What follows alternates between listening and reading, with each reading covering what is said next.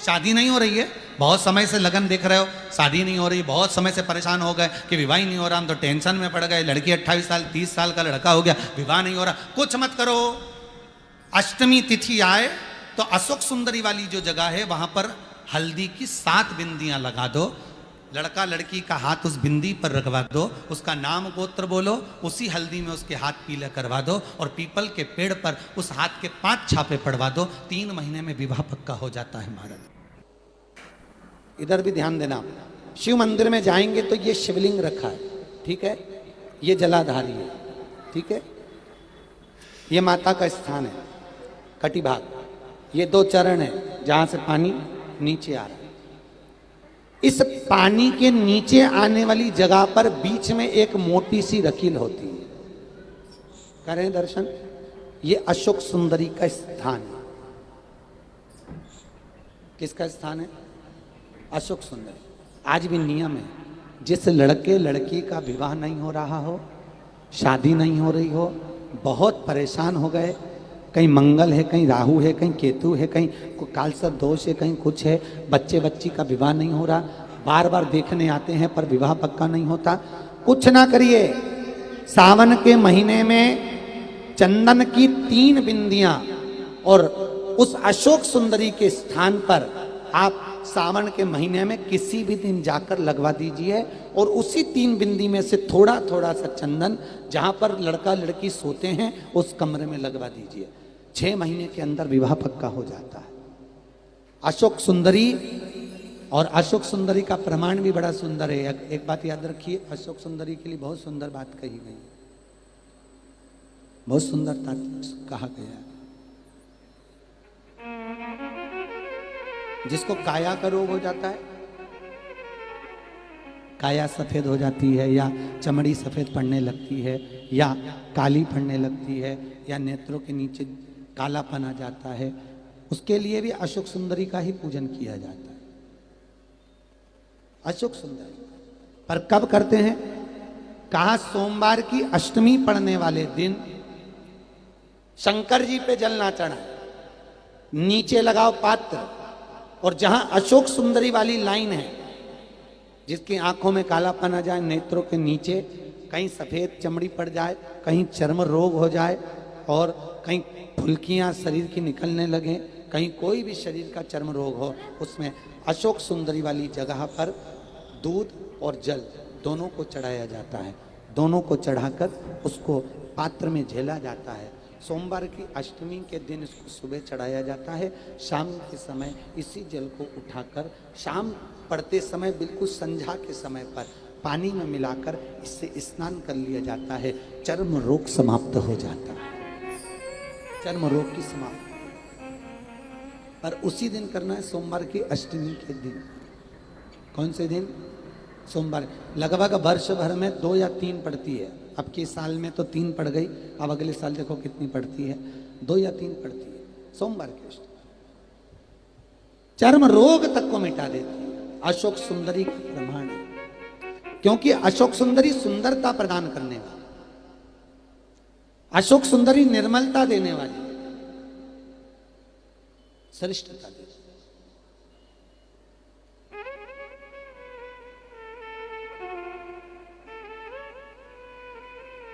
जो ब्याज बट्टे का काम करते हैं ना, उधारी पैसा दे देते हैं और पैसा नहीं आता, या दुकान पे से पैसा उधार देना है, उनको विशेष ध्यान रखना चाहिए अशोक सुंदरी का, बहुत अशोक सुंदरी का बिल्कुल ध्यान रखना चाहिए। जो उधार पैसा दें या उधार सामान दें, उसको अशोक सुंदरी का बड़ा स्मरण करना चाहिए। ध्यान रखें, अगर किसी को रुपया उधार भी दे रहे हैं तो अशोक सुंदरी के नाम की 1 लौंग पैसा देने से पहले 1 लौंग अशोक सुंदरी के नाम की मुंह में रखकर खा ले, और जिस व्यक्ति को पैसा उधार दे रहा है उससे बात करके फिर उधार पैसा दें, वो पैसा आपका वापस आएगा, ये गारंटी है। उसके बाप को देना पड़ेगा, नहीं देगा तो अशोक सुंदरी उसको खींच के लाएगी और पैसा आएगा। ये अशोक सुंदरी का प्रमाण है, प्रमाणिकता रहती है अशोक सुंदरी। सर्वश्रेष्ठ।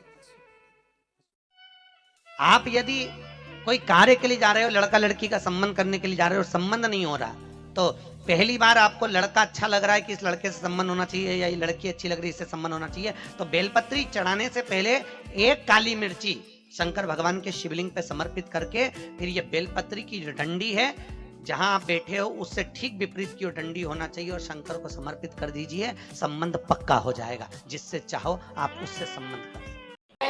जिन बेटा और बेटी का विवाह नहीं हो रहा हो, लड़का लड़की की शादी नहीं हो रही हो, एक मट्टी के कलश में चावल भरकर एक सिक्का रुपया एक बेलपत्र उस कलश के अंदर रखकर जिस कन्या जिस वर का विवाह नहीं हो रहा हो उसका हाथ लाल कपड़ा या लाल जो माता जी को चुंदड़ी उड़ाते हैं ऐसी चुंदड़ी उस कलश के ऊपर रखकर अशोक सुंदरी माता का नाम लेकर जो देवी जी के मंदिर में प्रातः के समय पर बिना बोले रखकर आ जाता है, उसका विवाह मात्र 3 से 4 महीने के अंदर जम जाता है।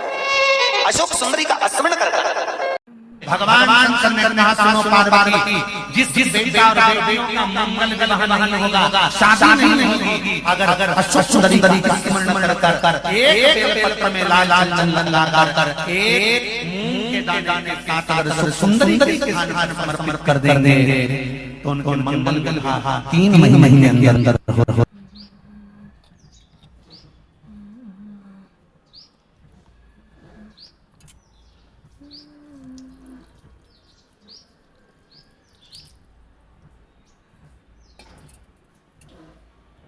एक बात ध्यान लगाकर स्मरण करिएगा,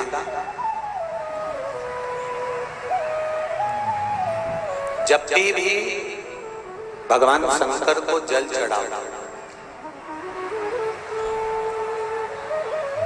जल चढ़ाते समय ये शिवलिंग, ये पीठिका पार्वती जी का हस्त कमल, ये शिवलिंग शंकर भगवान, ये जलाधारी, राइट में गणेश, लेफ्ट में कार्तिक, बीच में अशोक सुंदर। ऊपर से जो जल गिर रहा है एक एक बूंद कर कर शिव जी की 5 लड़कियां जया, विषहरा, शामली बारी, दौतली, देव, ये जो शिवलिंग रखा है ये गोल पीठिका जो है ये पार्वती जी का हस्त कमल।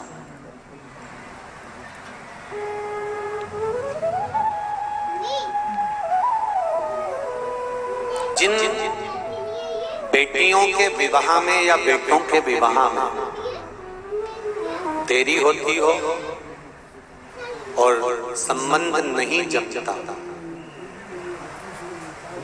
अपने पितरों का स्मरण कर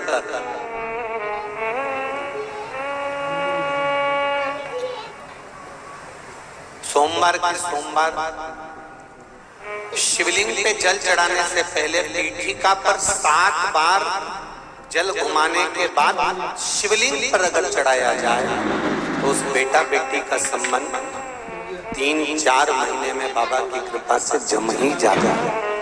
पीठिका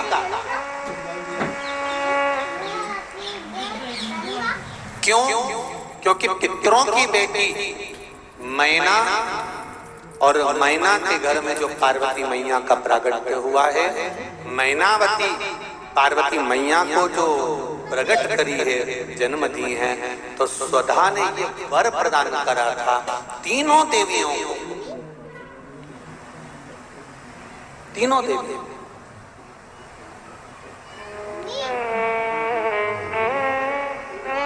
एक बात अच्छे से समझ लीजिए, सनकादिक ऋषि ने तो श्राप दिया, श्राप देने के बाद वर दिया कि तुम्हारे यहाँ 3 बेटियां जन्म लेंगी, मृत्यु लोक में तुम्हें जाना होगा।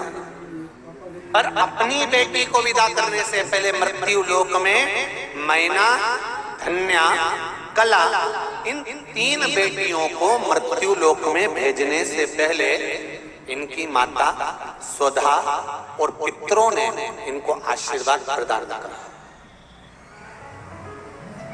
इनको आशीर्वाद।